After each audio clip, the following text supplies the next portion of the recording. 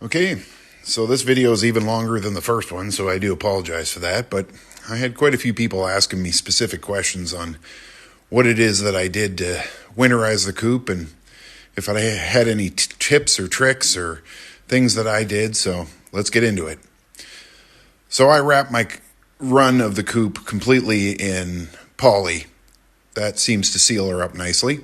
And underneath the coop, I use sheets of acrylic.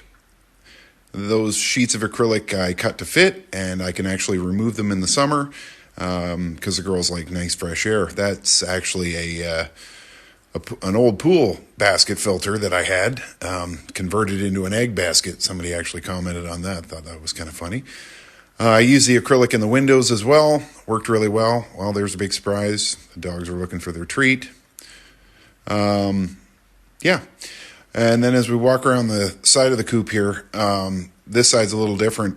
I actually put a wood wall there for two reasons. One is we get wicked west winds. You can see the pile of snow that's blown up against the side of the coop there. I actually leave that wood up year round just because in the summer, sun beams in there. It gets quite warm, so I give them a spot to have shade, but it still gets lots of ventilation, so it works out quite nicely.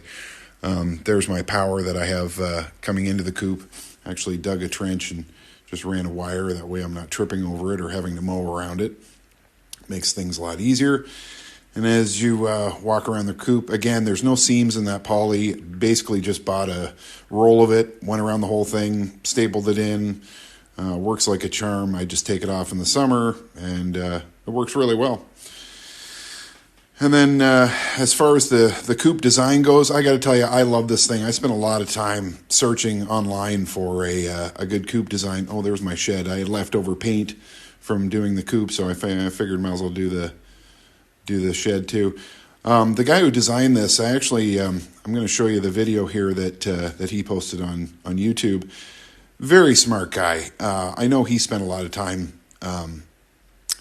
coming up with different ideas on the design, and I got to tell you, this was my favorite one, and this is why I built it. And he really walks you through exactly how to build this. So it doesn't matter what your skill level is, you're going to be able to figure it out. Made it really simple. There's my scrapers there. It's mentioned in my last video that I had a specific scraper for when it's super cold, and today was super cold. So the first scraper, I actually went through a couple of them because the poop is wet. When it hits the tray and it freezes against the tray, like it did here, if you try to force the wooden scraper too much, it actually breaks. So I came up with this little design, basically just a scraper on a paint handle. I bent it in a certain way so that you can get underneath the roosting bars without wrapping your knuckles on the roosting bars. Works like a champ. Literally just scrapes it off with ease. Makes life so simple. Those little angle cuts that I have, that was another thing that I added. I can't remember if they were in the design. I don't think they were, but I just did that just so it was easier for me to clean. But again, the guy who designed this coop, kudos to you. Very wonderful design. So easy to maintain. You can see I'm doing this in less than 30 seconds. The girls do their business. I come in, I scrape it into the bucket. Life is grand. It's just so much easier. It's, even I've had the kids do this. Like, it's not rocket science. And then I get into the roosting bars up here. I actually have another video following this showing you exactly how I build it. But basically, there's my wiring. It's kind of a mess, but it just basically loops up and around and then down into the roosting bar, and then it goes from one end to the other. I got a nice rounded effect there at the end there, so there's no kinks in the cable at all, and then it follows down to the next roosting bar. Because there's two cables in there, it keeps it nice and warm for them. I come in and check on them at night sometimes, and they're all up there. And then I have that cable that goes down and basically loops inside each one of the nesting boxes, and it keeps it warm too. And now, because of one of the comments in my past video, I'm checking the end of this cable every day now just to make sure, because somebody had said that they had a faulty one, so that kind of scared me a little bit. So I check it every day, but I tested this pretty thoroughly, and I'm pretty confident in it, so I'm not really that worried about it.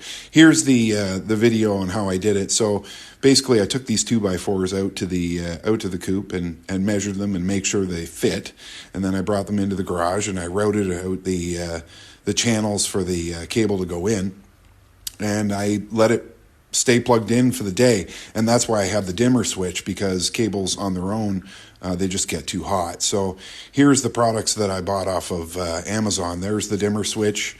Works great. I made sure it was able to handle the wattage. There's the app that comes along with it. I have it set at 11%, and there's the cable. I chose 30 feet just because that's what fit inside my coop. There's another product I've purchased in the past. It's called Fresh Coop. Basically, I think it's just kitty litter. It's supposed to dry out the area. I think kitty litter would do the same thing, even sand. But this stuff lasts a long time. You can see how much I use. Literally a third to a half a cap full. I just kind of throw it on there. Just absorbs the water. Works great in the summertime. In the wintertime, not so much, just because it does freeze. But and then we go inside the coop. This little thing I came up with because I have children, and I don't mean little kids. I have adult children, and they're dumb. They don't know how to close a door. So I came up with this little cabling system and some pulleys.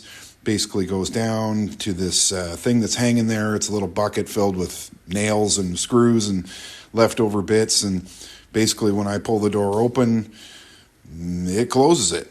So keeps it nice and simple, and I don't have to worry about the door staying open. I'm showing you this here. These are the spikes that I drove into the ground. It gets really windy where we live, and I wanted to make sure that this pergola that I used, which was just a leftover pergola that came with the house when we bought it, and I thought, oh, what a good idea. Why don't I just use it for the run instead of having to build it? And then I just built the wood-framed walls in around it, and away we went. This little guy right here, I put the mouse traps inside there. It's just drainage tile. I put it inside these tubes. That way I don't have to worry about the girls pecking or scraping away at it. The ones that I have on the floor are quite a bit longer. That one I just put up there by the feed bucket. Caught quite a few mice up there with those. There's my bait of choice, peanut butter. I don't know, it seems to work. They go after it. There's the girls in all their glory. There's my power that comes into the coop. Learned the hard way that it's got to go right into the coop, otherwise the pipe fills up with water. And there's my feeders. These things are amazing. I highly recommend these things. They're so easy to make. You just need a couple of 45s and a length of PVC. You can cut it to the length that you want, a couple of caps. I have never found mouse poop inside there. I think it's just so slippery that they can't really get into it anyway, and it stays off the floor, and the chickens can't root around or drag their feet in it. Oh, and there's the door. Don't get that. I literally just have that now. If I need some time in there without them, I just close it and I just use it manually. Isn't this great? Underneath the coop, this is kind of my favorite spot. It's like a little condo in there. You can see I insulated underneath the coop too, just to make it that much warmer. But they love it. It's like a little chicken condo inside there, a little lookout. And they all gather in there when I'm mowing the lawn. It's kind of funny. Oh, and here's the favorite part. I have to tell you, owning chickens is pretty cool. It's just a place for me to escape. If you had a long, hard day at work, you can come in here and you can sit. The girls gather around. They're all very inquisitive. I've had them since they were chicks, obviously, and having grown up on a farm, we didn't have this. We usually just got ready to lay chickens, and every time you went inside the coop, they'd be terrified of you, and you'd basically just check make sure that they had any eggs, and that was it. You could never touch them, but because I had them since they were chicks, this is the kind of relationship that you can have with them. I mean, look at Cracker. Look at that. Snap my fingers, jumps up on me. That took a little bit of time, and my God, I'm hugging a chicken.